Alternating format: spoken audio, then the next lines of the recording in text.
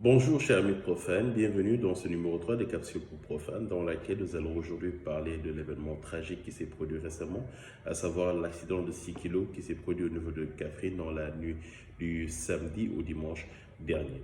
Avant de commencer, nous présentons toutes nos condoléances aux familles des victimes décédées et souhaitons un prompt rétablissement également aux victimes blessés par cet accident. Cette capsule aujourd'hui a pour but de vous présenter les différents effets pénals qui pourraient découler de cet événement tragique. Donc, en matière d'accident, les principales personnes responsables en général sont les conducteurs. Dans cet accident, les principaux prévenus seront naturellement les chauffeurs des deux bus qui sont malheureusement décédés. Et en droit pénal, on nous dit que la mort des prévenus équivaut à l'extinction de l'action publique.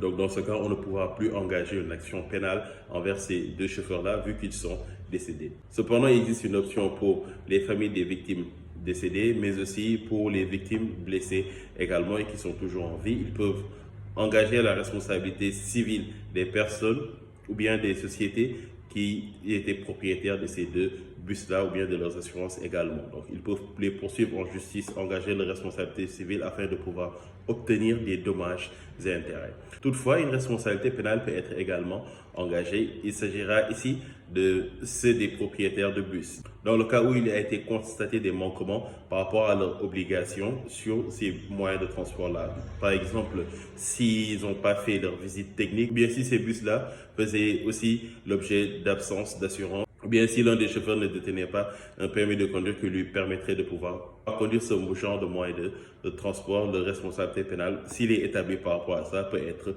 engagé. Tout cela, pour l'instant, n'est que spéculation parce que l'enquête est toujours en cours. Nous restons à l'écoute pour voir les différentes conclusions de cette enquête-là et en pouvoir en tirer réellement les conséquences qui pourraient en découler. Nous vous en tiendrons informés dès que cela sera fait.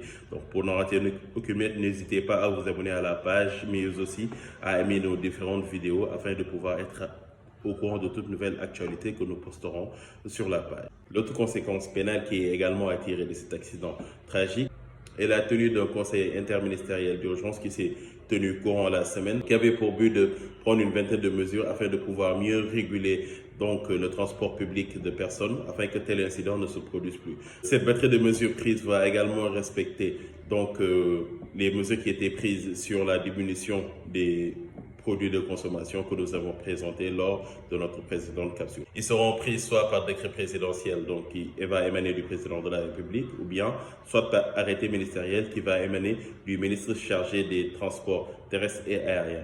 Ils seront ensuite publiés au journal officiel et ensuite vont entrer en vigueur sur toute l'étendue du territoire sénégalais.